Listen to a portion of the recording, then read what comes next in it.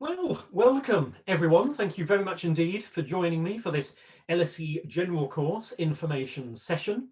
My name is Will Breer Hall. I'm LSE's Student Recruitment and Study Abroad Manager, which means one of my responsibilities is to run our Study Abroad programme, the General Course, and that of course gives me an opportunity today to tell you more about both LSE, the school, and the programme, to tell you a little bit about what we're looking for in a competitive and hopefully successful applicant to the school. Now, before we get started today, just a couple of very basic housekeeping announcements. I am going to be recording this session and I will then share a link to the session with Lisa in the Study Abroad office, so you will be able to view this subsequently if you so wish. The second housekeeping announcement is linked to that. Do please, if you don't mind, keep your microphones and your cameras turned off for the duration of the presentation. Just makes things that little bit simpler.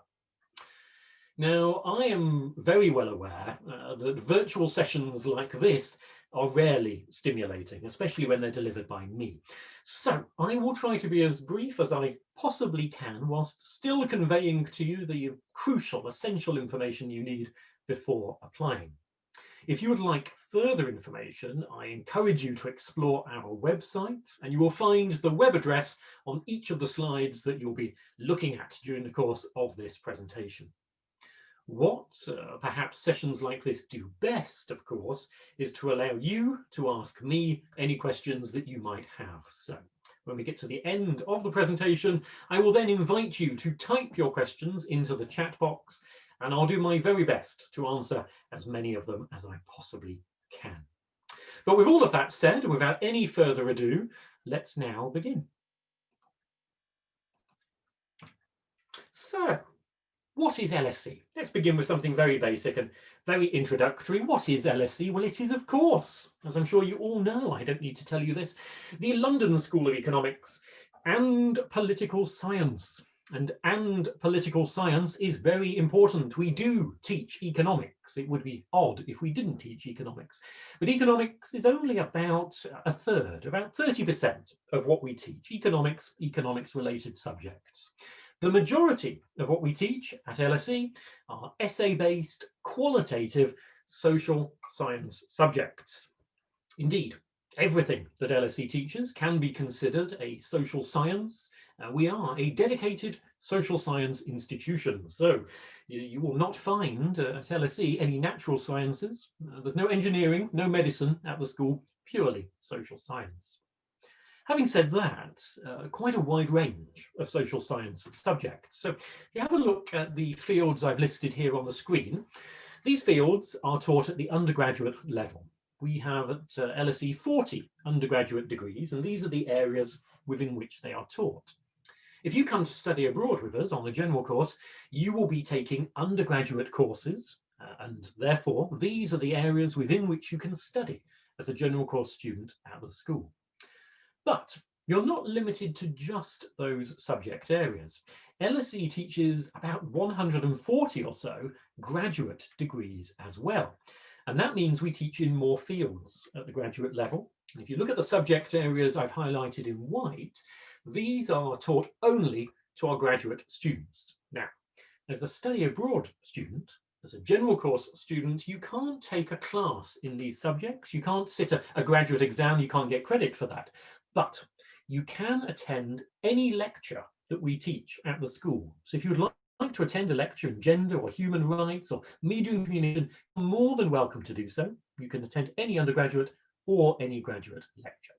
Consequently, a very wide range of social science subjects are available to you. Now, we were founded in 1895, so we're fairly well established. Now, not desperately old, but fairly well established.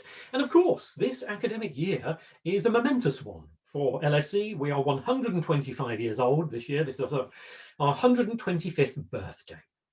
In 1900, we joined the University of London, so we're a member of the very large Federal University of London. This means that not only are you an LSE student if you join the general course, but you are also automatically a University of London student as well. This gives you access to everything LSE provides and everything the University of London provides. Having said that, on a day-to-day basis, you won't really notice the University of London.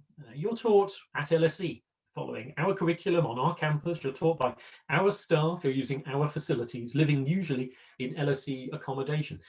But you do have access to a wide range of additional facilities, which I will comment on a little bit more later in this presentation.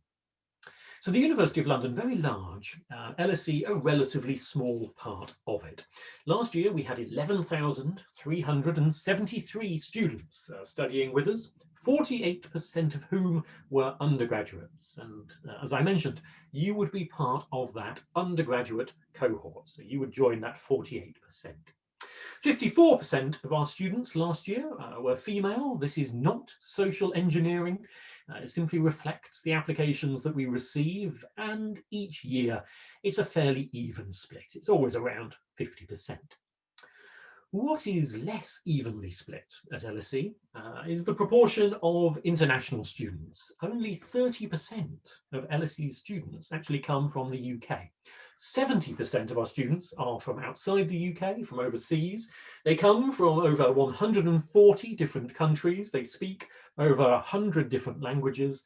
And indeed, even our staff, 40% of them come from different countries. So really international. LSE is a truly global institution, very cosmopolitan and diverse. Safe to say that you will not stand out. If you come to LSE as a study abroad student, you're very much the norm on our campus.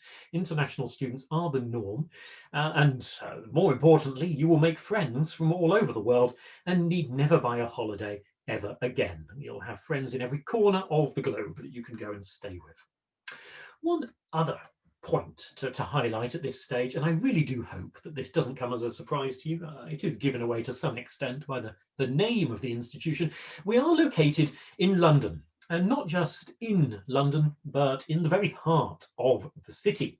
If you look at this aerial picture of central London, you'll see there is a very large red LSE logo there in the centre, and the collection of buildings underneath that logo, that is the LSE campus.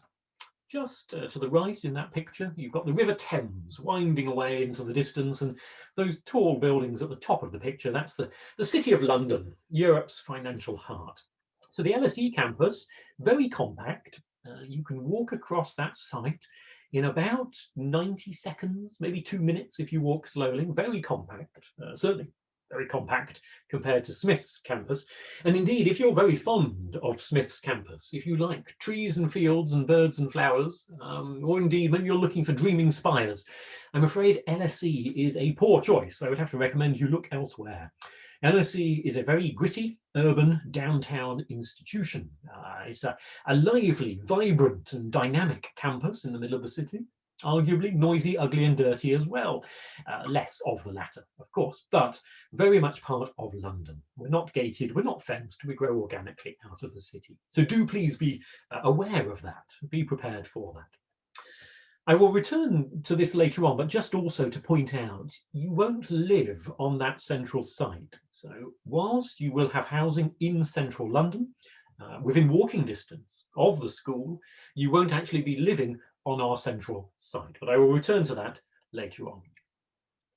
Just a word about our relationship with the United States. Last year we had 267 American undergraduate students with us.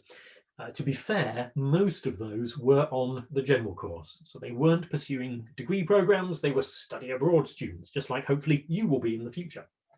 549 graduate students, however, and they were on degree programs. So those are full degree master's students at the school. Very significant US population.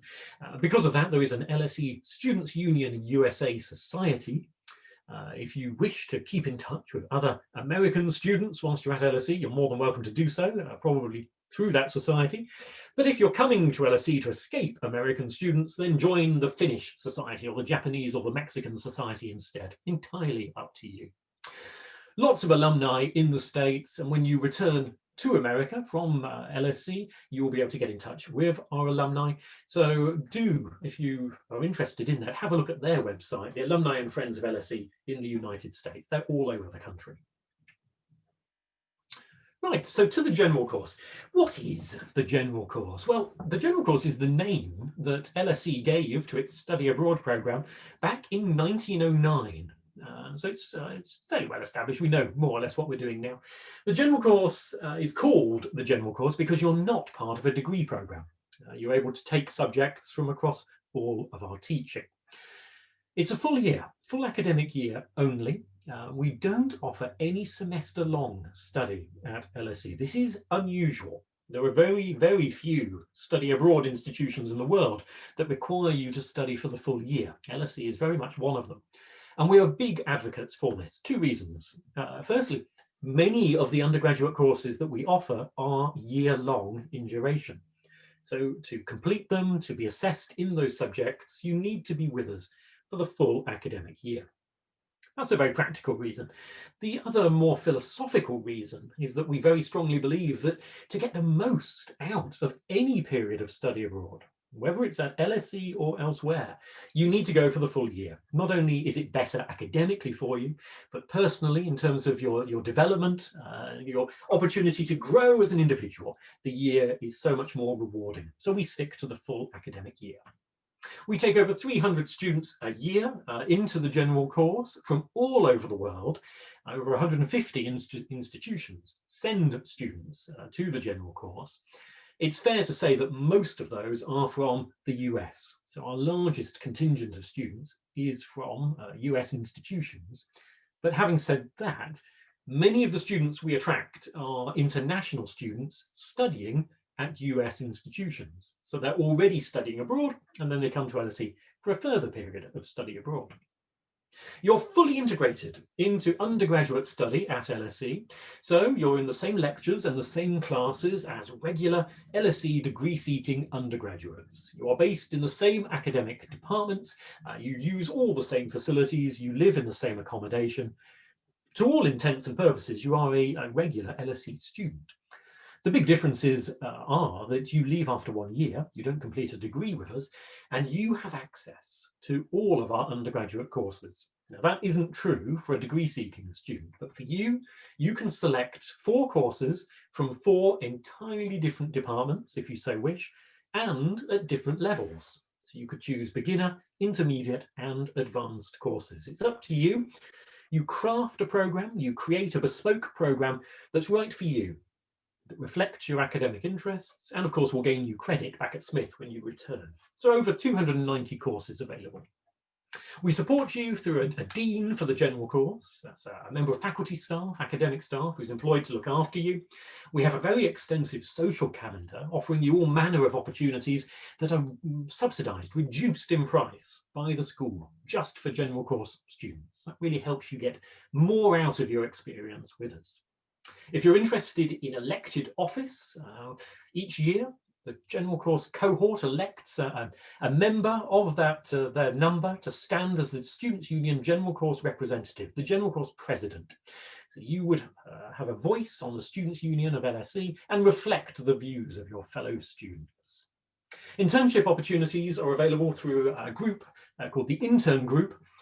We've negotiated with them a reduced price internship opportunity for you.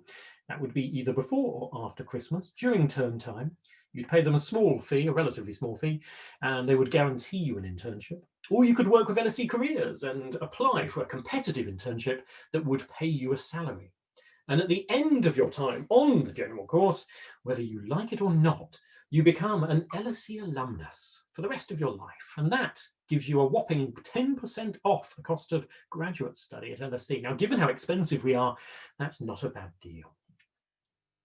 Now, it is beholden upon me, I have to spend just a few minutes trying to convince you that you've made the right decision to consider studying abroad at LSE. And normally, ordinarily, I would now spend several minutes telling you about how we are the world's leading dedicated social science institution, how there is nowhere better in the world where you can study the subjects that we teach, how we employ some of the most eminent academics in their fields, leading figures at the cutting edge of the social sciences, and they're teaching top students, just like you, some of the world's very best students. Normally, I would spend some time talking to you about the research that our academics undertake and how that informs quite directly the content of our teaching. That real-world focus is so important at LSE, the research we undertake, really fundamental to what we offer, as is our international character, not just how you will benefit from that diversity, but how you yourself will contribute to the learning experience of all of our students. The international character of the school, so important. Normally, I would be telling you about London, our location, forming such a central part of your study. London very quickly becomes your social science laboratory. You, as a student at LSE, are a social scientist. You're inevitably a social scientist while studying at the school. London, on your doorstep, is your social science laboratory with the organisations and institutions you're studying just a short walk away. And of course, generally speaking, normally I would have to tell you about how our reputation for academic excellence will go on working for you for many years to come. Our name is recognised and respected around the world, and it opens doors for you, both in terms of graduate study and jobs in the future. But this isn't quite a normal year, and not for the reasons you might be thinking. As I alluded to before, this is our birthday year, 125 years. So the school has put together a little video. It's only about 3 minutes long. They've put together this little video, which I think explains far more succinctly than I can what makes LSE such a special place. So instead of me talking, I'm now just going to play you this very short video.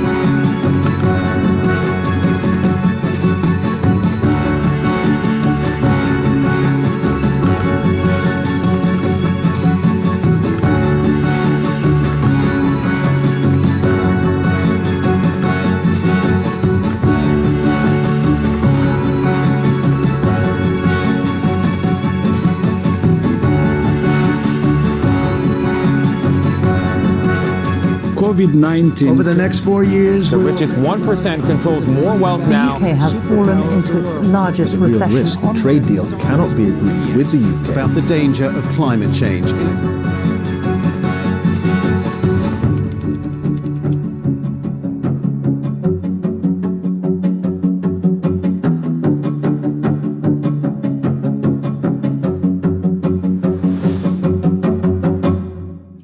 Right, that's quite enough of that. Let's move on. Let's look at what we study and indeed how you will study if you join us at LSE. So, as I already mentioned, the length of the programme, 1 full academic year. All LSE students join us in September of each year, and you study through until May or June the following year. We break the year up into 3 terms. You have an 11-week teaching term before Christmas. You break for Christmas. You come back after Christmas for another 11-week teaching term, which takes you up to Easter. You break for the Easter vacation. And then you come back for an approximately 7-week summer term, which is given over to assessment. So 22 weeks of teaching split either side of Christmas. You take 4 courses. Now, many of these courses will be full year courses, so they will begin in September. They won't finish until May or June the following year. But we do offer some half units, and if you take a half unit, of course, you'll have to take 2 of those to equate to a full unit. So you may have a half unit course before Christmas. That will finish, and then you start another discrete half unit course after Christmas, but always adding up to the equivalent of 4 full unit courses. And that is exactly the same workload as a regular LSE degree seeking undergraduate. However long the courses are that you're taking, whether they're year-long or half units, they are taught in exactly the same way. So a mixture of lectures and classes. In a lecture, you will find all the students who are registered on a particular course. So lectures can be quite large. If you're taking a very popular introductory undergraduate course, then that can be a very large lecture. But you simply sit and you take notes. You listen to the faculty, to the academic, you don't interact with them. Classes, on the other hand, are capped at 15 students, 15 students in a class. So they are deliberately small because you have to participate. In a class, you will argue, debate, and discuss. 1 student each week will lead off with a 10-minute presentation. Everyone else will have done background reading, and not the same reading. Everyone reads something different. And you come to that class and you have a discussion around that. You maybe disagree with the teacher, but you substantiate your position on the basis of the research you've done and your background and perspective. So the classes are often the main crucible or forum for your learning. 1 hour of lectures a week, 1 hour of classes a week per course. That's quite common. That amounts, in many cases, to just 8 contact teaching hours a week. Now, it can be a bit more, can go up to around 15 hours a week, depending on the courses that you choose to take. But that's unusual. In most cases, it's 8 or 10 contact teaching hours a week.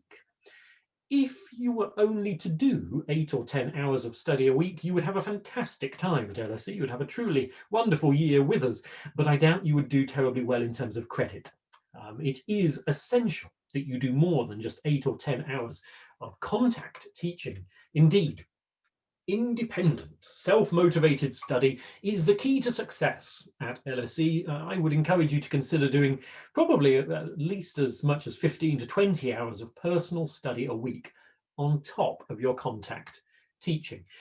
The more independent you are, motivated, passionate, committed, enthusiastic about your studies, the better you will do at LSE. We are a rather hands-off institution in terms of how we deliver education. This is typically English, I have to say. It's not terribly unusual in the UK, but it is different from many US institutions. And I suspect you will find that our academics are a little bit more detached than you're familiar with. Many US students who I speak to tell me that our style of undergraduate teaching is more similar to, more akin to, graduate style teaching in the US. So do be prepared for that.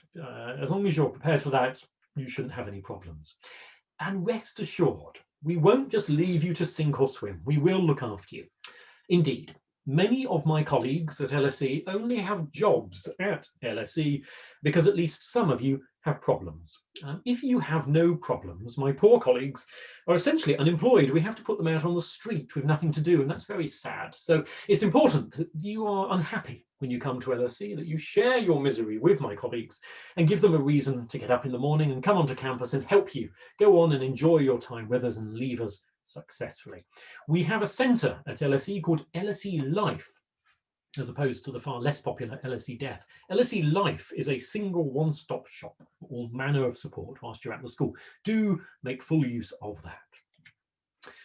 And many of you may have noticed that we are in the midst of a pandemic. So it would be remiss of me not to make some mention of this. This is really just to reassure you that perhaps unexpectedly, you may not realise this, but LSE is operating as normal. At this moment in time, we have general course students with us on campus. They are studying in person on campus at this very moment. Their lectures are being delivered online, but we have small in-person classes, socially distanced, of course, taking place. So we have adapted. We have a hybrid model of teaching that's adapted very well to the current situation. Just like you, I sincerely hope this is not the case next year. But to reassure you, if for some reason this is still the case next year, we are in an excellent position to continue delivering study abroad and high quality teaching. We're well practiced in it by now. A word on our library. And this isn't just LSE's library, this is the British Library of Political and Economic Science. It's a vast resource. Over 4 million printed volumes. It's Europe's largest social science library. Indeed, it's both a UK and Commonwealth collection of material. It's so large. It does, I'm afraid, if you look at the picture on the screen, it does look a little bit like a prison, unfortunately, which is not really fair. I mean, it may feel like a prison, but it's not. It's actually quite a nice place to study. But if you can't find what you want in LSE's library, let's assume it does exist. If you can't find what you want, remember, you are part of the University of London. So you can access our sister college libraries. You can go to University College London, King's College, Queen Mary, SOAS. You can use their facilities as well. There is really no excuse for not doing your reading whilst you're at LSE. A lot of material available to you. And very good news, we guarantee you accommodation. So if you wish, you are guaranteed a place in university housing whilst you're studying with us. We don't require you to live in this accommodation. You're not compelled to do so. If you would prefer a box under a bridge or a sleeping bag in a doorway, that's entirely at your discretion. I don't recommend it, but it's up to you.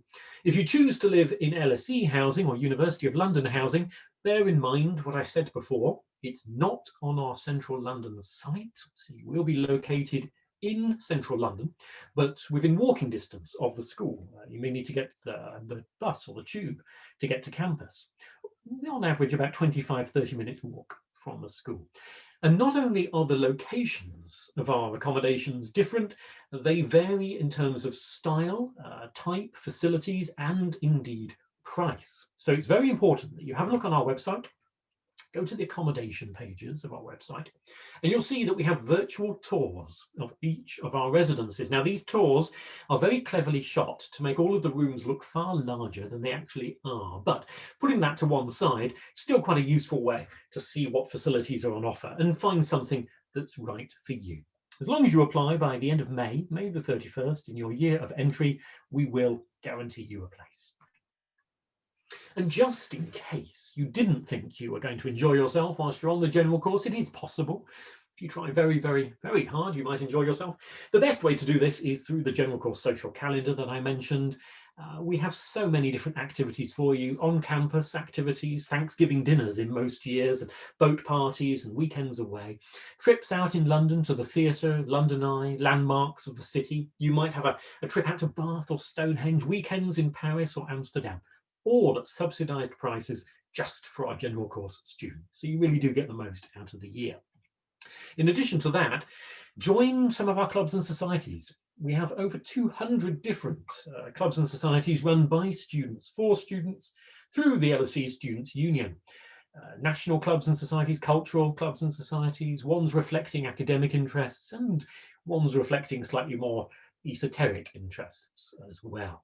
If you can't find a club or society that reflects your own particular interests, set a new club or society up. Get other students with the same weird interests as you to join you in that new club. If you like sports, and it's fair to say that LSE's reputation is not based on sporting prowess, but if you do like sports, LSE owns 23 acres of playing fields, and you can see our clubhouse in the picture on the screen. That's our clubhouse and at least some of our playing fields in the foreground. But those 23 acres are not in central London. I have to be honest with you, if we owned 23 acres of central London, we would be a staggeringly and delightfully rich institution, and I'm afraid we're not. So you must get a bus or a train to reach our playing fields in South London. Wednesday afternoons traditionally given over to social activities, including sports and weekends as well, of course. And the University of London, I mentioned that they have additional facilities available to you. just up the road from LSE, short walk from LSE, the University of London's Student Central has a large swimming pool that we don't have. They have a bigger gym than us. There are other clubs and societies to join. They have a boathouse on the Thames if you want to row against Oxford or Cambridge, horse riding clubs, ultimate frisbee club, all manner of things to get involved in. So make full use of the University of London as well. You will enjoy 4 weeks of holiday at Christmas and 4 weeks of holiday at Easter. So you have 8 weeks of vacation built into your year at LSE. And bear in mind, you're not required on campus during these vacation periods. You don't have to remain at LSE. So at Christmas, you might want to go home and see family and friends, but at Easter, many students take that opportunity to travel, to explore the UK and Europe. It is a fantastic opportunity, potentially a unique opportunity to explore the continent at a relatively affordable price. So do make take full advantage of that. And bear in mind, this is another reason to study abroad for the full year. These vacation periods really are an opportunity that you wouldn't get if you went for just a semester.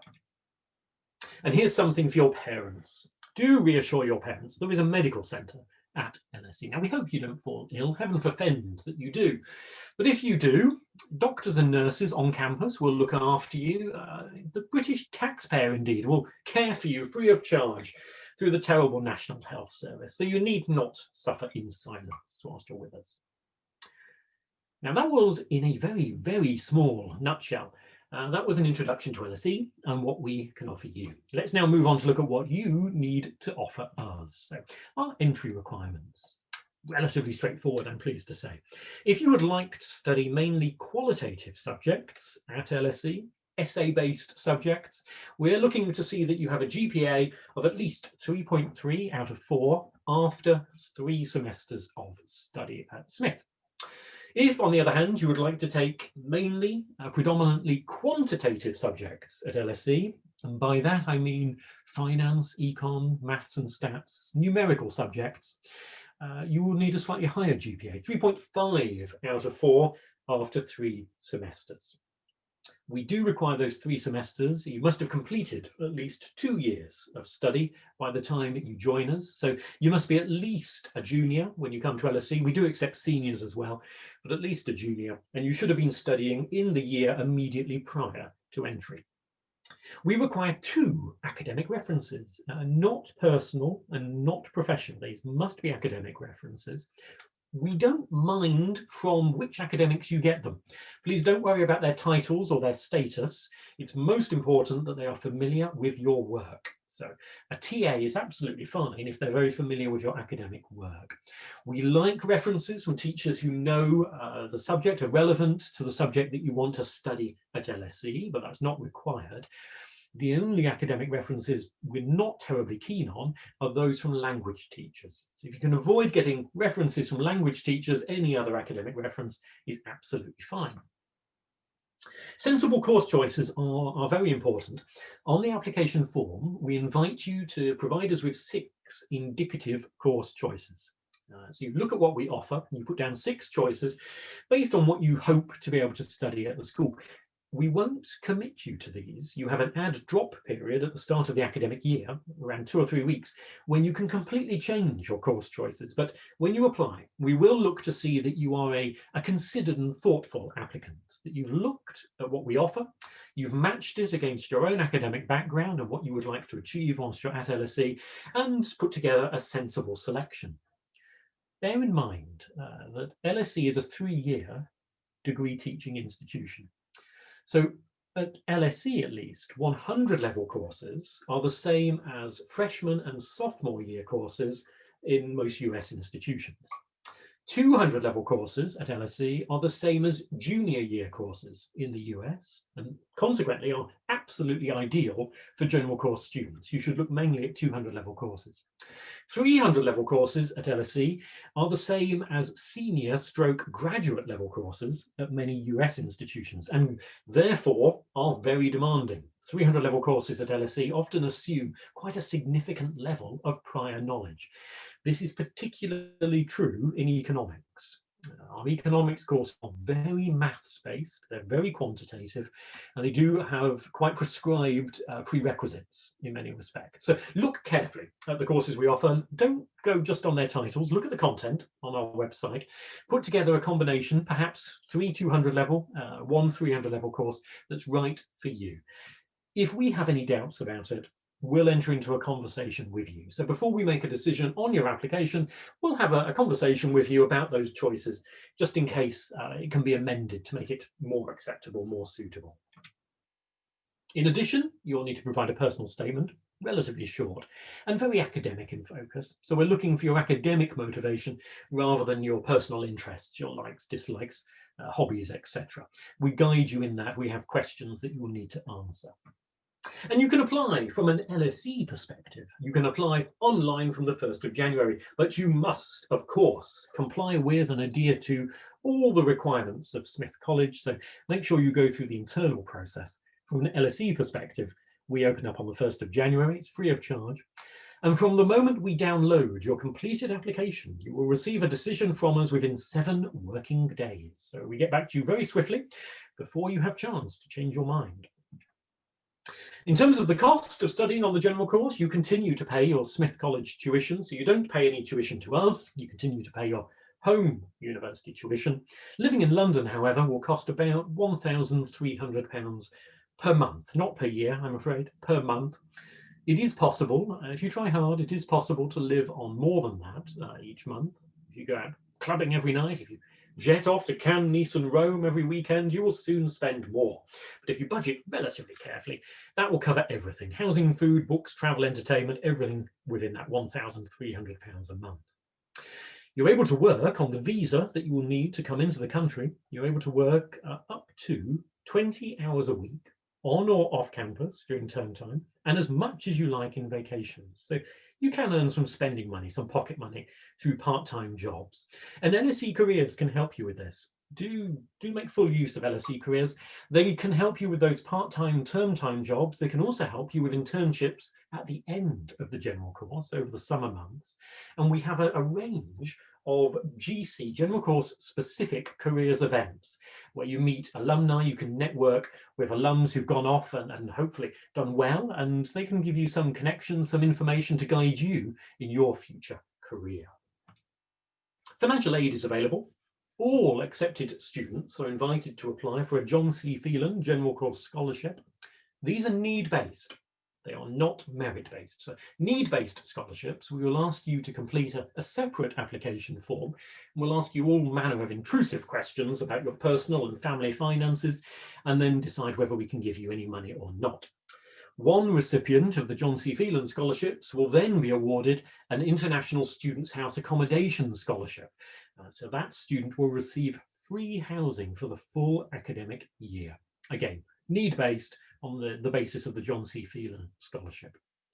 There are other awards available to you, other scholarships available. You might wish to look at the Butex scholarships, but of course, speak to the staff at Smith as well. Do apply for anything for which you are eligible, and never a bad thing to apply for financial aid. And just a note, finally, just a note on alumni status. I mention this because it is quite unusual for a study abroad programme to equip you with alumni status, but you will become a fully fledged LSE alumnus at the end of the general course, just like any degree-seeking student. And consequently, you will join a very esteemed band of worthy individuals doing great works around the world. Not just 10% off graduate degrees, but also access to our alumni centre on campus in central London. You'll have an LSE email address for the rest of your life. You can access LSE Careers and the library after you've left the school, and we will bug you incessantly with telephone calls asking for cash until you give us enough to name something after you on campus. But more importantly than all of that, if that's possible, this is a lifelong connection. Now, a year at LSE may seem like a daunting prospect. It might seem like a long time. I can tell you it flies by. It goes by in the blink of an eye. But it is a lifelong connection that you're establishing with the school. And because of that lifelong connection, it really is a lifelong benefit. If you have Smith College and LSE on your CV, on your resume, it will open doors for you for many, many years into the future. Now, for further information, do please look at our website, explore the website fully. The course information is really important. Have a look at the content of our courses to choose the ones that are right for you. And on our website, you will also find the current edition of the General Course brochure. If you would like to contact myself and my team after today, we have a live chat facility available every Monday to Friday. You can use that to contact us in real time, or if it's more convenient to email us, do feel free, gc@lse.ac.uk. You can email us and we'll get back to you fairly swiftly. If you're not already on our mailing list and you'd like to receive regular updates and news from LSE, add yourself to our mailing list on the website. You can register your interest on the web. But that is that for now. I would be very happy if you have any questions now, I'd be very happy to answer them. Lisa is also here from the Study Abroad office at Smith. So Lisa, I'm sure, would be very happy to answer any Smith specific related questions that you have. But if you have any questions for me and for LSE, now is your chance. Type them into the chat box.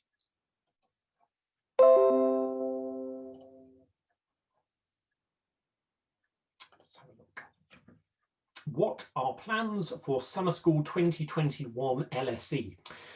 That is a very good question. And I say a very good question because I don't know the answer. I have to be honest, at the moment, it's not clear what our plans are for the summer, but then it's impossible to predict anything at the moment, and we've given up predicting anything. So we haven't discounted delivering the summer school in person. It may well be delivered in person. Things are looking more positive for the coming months, and there is talk that around Easter here in the UK, things could be heading back to some sense of normality, but who knows? So there may also be provision of online summer school courses as well. This is a bit of a fudged response because at the moment I don't have a concrete answer to give you. I think the best I can suggest is if you're interested in summer school, keep checking our website into the new year, into the spring, and see what the latest is at that point. But it is highly likely there'll be some form of summer school courses available, whether they're in person, whether they're online, remains to be seen. For the application process, do you need to apply to get approval from Smith first, or can I apply to LSE and wait to see if I get in and then apply to get Smith approval? Well, this is definitely a question for Lisa. This is a Smith question. Lisa, what's the process? Yeah, thanks, Will. So the question is best answered in terms of timing. So as Will mentioned, you can apply as early as January 1st to LSE. Will, I don't know if you mentioned, is there a deadline? Is there a deadline by which you don't LSE no longer takes applications? There is, but it's so late. It's the 31st of July, so it's barely meaningful. There is a deadline, but it's very long, 7 months. Okay, so then in that case, the answer is yes. You can apply for a Smith approval to the London School of Economics. You would need to do that by February 15th of 2021 if you're intending to study abroad during the 2021-2022 academic year. You will hear back if you have been approved to study abroad, probably by mid to late March. And it would be then at that time that you could apply for your acceptance to LSE. With that said, what I recommend you do, especially as we're all getting really good at exploring all of our options and having all of our options on the table, I recommend you work on submitting your study abroad approval application by that February 15th deadline. And then shortly after that, submit your LSE application. And the reason I say that is because by the end of April or the beginning of May, you will have to confirm with Smith that you'll be studying abroad. And part of that confirmation is an approval notification from LSE saying, congratulations, you've been accepted to the general course. Additionally, there is a somewhat, or can be, a somewhat lengthy visa process that you will want to be sure to give yourself plenty of time to do over the course of the summer so that you have your visa in hand and you can legally be in the UK for the full academic year. Yes.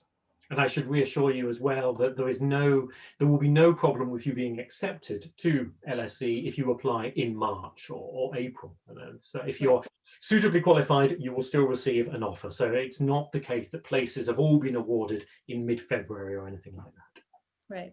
And I would say that the reverse is also true. If you want to apply early to LSE in January, if you're meeting LSE's eligibility requirements, it would be highly unlikely that you would not be approved to study abroad.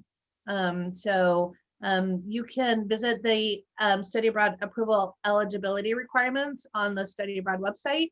And if you can check all those boxes, oh yeah, I have the 3.0 GPA, you're gonna have to have a 3.3 to get into LSE at the minimums, right? So you're already meeting that. So you have the GPA requirements, you have the credit requirements, you're in good standing with the college.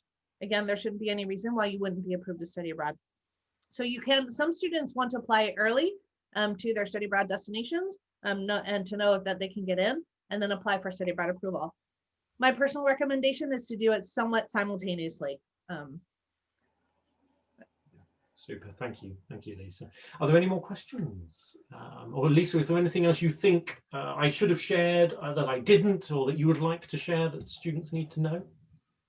No, I think it's good. I think if LSE is a great option for Smith students, and we traditionally have usually we average between 5 and 10 students on average. So you won't be the only Smith student on the general course program, and as Will said, you won't be the only international student studying at LSE, because what was it, 75% of the student body is not from the UK. Yeah. So it's a great option, and I would highly encourage you to seriously consider it. I think we have one more question there. We do. Is a 3.45 GPA going to be hard to get in for quantitative subjects? Well, it's a good question. What the approach LSE will take is to look very pragmatically at any transcript we receive. So we look at all the courses you've taken, we look at the grades you've got in each of those courses, and we look at how relevant those courses are to what you would like to study at LSE. If you have a 3.45 GPA, but you've been doing well in courses relevant, quantitative courses relevant to what you want to study at LSE, there shouldn't be any problem. If, on the other hand, you have a 3.45 GPA and actually have been performing badly or more poorly in the relevant courses, that clearly is going to harm your chances. So we take quite a pragmatic view, and we would encourage you to bear in mind not just the courses that you want to take in terms of are they quantitative or qualitative, but the level that they are taught at as well. This is what I alluded to with regard to our 300 level courses and our 200 level courses. If your background is a little below that 3.5, it is definitely going to make those 300 level courses hard to access. So it may influence the level at which you can study, as well as whether you get in or not. But I'll be honest with you, we often take students who don't quite get to the 3.5 overall because their relevant courses are meeting the required level. So we're very pragmatic about that. And if you've had a bad first semester, you've taken some compulsory courses that perhaps you didn't perform as well in as you'd hoped, we're used to that. We see a lot of that, and we take it in our stride. So don't lose any sleep over it. Yeah. And I would just add to that too, the person you should be talking to at Smith about this is Manaz Madavi.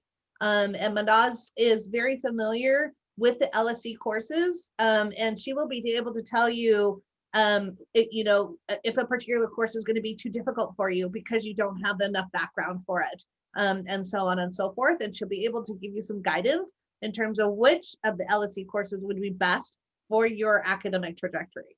Manaz is a great resource. She's familiar, obviously, with the economics curriculum at Smith, and she's very familiar with LSE's curriculum as well. So use her.